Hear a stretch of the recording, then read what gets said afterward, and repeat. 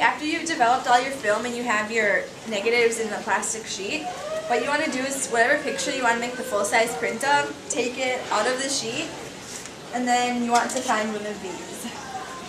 After you find one of these, to put the print in right, there's the shiny side of the print and the dull side. Make sure the dull side is facing upward, and then when the picture is facing you, you can see it, flip it, because you want it upside down and the dull side facing you. Then there's 4 little brackets, and fit your picture in between those brackets so it stays sturdy and doesn't move around, so your picture's not blurry. And then make sure you line it up. And then so when you have your picture in here, you want to make sure that the raised circular ring is on the bottom, and that way when you go to put it in here, you can open this and it'll set perfectly onto the ring here. And then make sure just the light is on so you'll be able to see it. And after putting this in, you want to make sure that the light isn't on, because the pictures around you will get exposed when you actually did it. We just did it as an example. So you hook that in there and then it should close. Once you have your picture and then larger, you pick the size you want to do. There's 4 different size pictures you can do. So for example, if you were doing the 5x7 picture, which is this one, you want to have it so your picture will show down on it. And then to make it smaller or larger to fit perfectly in the frame, there's a crank on the side and you can use it to go down and up, and it will make it the size to fit the picture frame. And then if you have it higher and you want to change like the blurriness, you can make it more clear, there's another crank right here.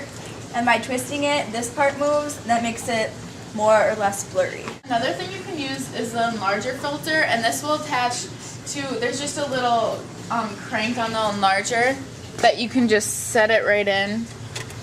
And when you turn on the light, it'll make it a color. And if you do use this, you should set your time longer than 7 seconds, which we had said about before that you should have it, because less light will go through it, but it will make the blacks more black and the whites more white. Okay, this is another tool you can use, and all it does is it checks the clearness and blurriness of the photos. So once you have adjusted the crank and everything, you can just set this down to where it's showing up on the board. And then when you look through it, you'll be able to see it like more closely and be able to tell if it's more clear. Okay, so when you make your test strip, you want to make sure that before you set the paper down and you don't want to expose it, make sure it's on time and not focus, and make sure the switch is on off.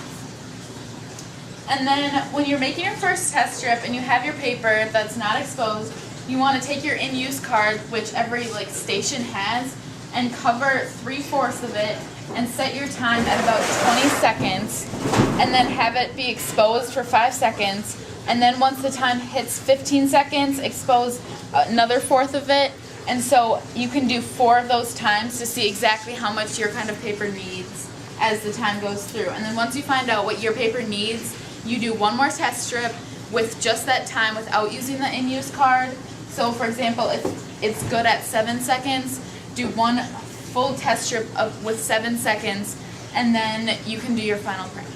Once you're done making your test strip, the first step is come and put it in the developer for 90 seconds. And there's signs here that will tell you how long to put them in for. And then once it's in about 90 seconds, you should be able to see the picture appearing. And because we did it at different times, you can see that this would be the 20 seconds, because the longer the time, the darker the strip. And then 15, 10, and 5. And then you see which one you want, and then that's how you pick to do your next test strip. Then you put it in the stopper, and that should be 30 seconds. After 30 seconds, then you put it in the fixer for 4 minutes, and you just let it sit there. And while you're doing this, if you see the one that worked while it's in here, you can go start to make your normal print size of it, because whatever this looks like is what your picture is going to look like. Yep, and then after 4 minutes, you can put it in a bucket so it doesn't drip, and bring it over to the wash. And this water will always be on. And you can either put it in here or in here. Either is the same, and you just put it in there and let it wash for 4 minutes. 10. Oh, yep, 10 minutes. 4 minutes fixer, 10 minutes wash, and then once the wash is done, it's been in here for 10 minutes, you can take it with one of these and set it in your bucket. And then you can take your bucket and go put it in the dryer, and there's 2 drying options for it. In the dark room. Go through the door.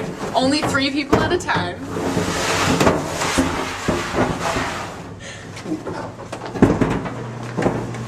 turn this little switch on and then put it in one of the There's two dryers racks. out here, and you can just put it in here for about 5 minutes.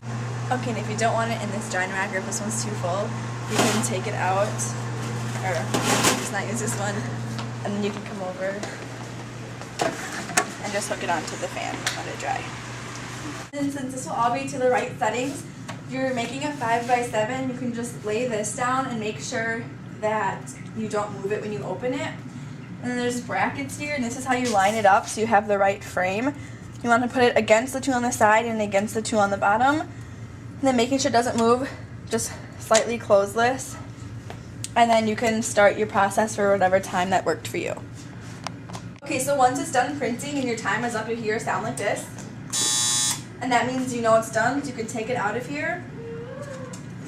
And then come in and set it in here and just go through the whole developing process of it again with 90 seconds, 30 seconds, 4 minutes, and 10 minutes in the wash.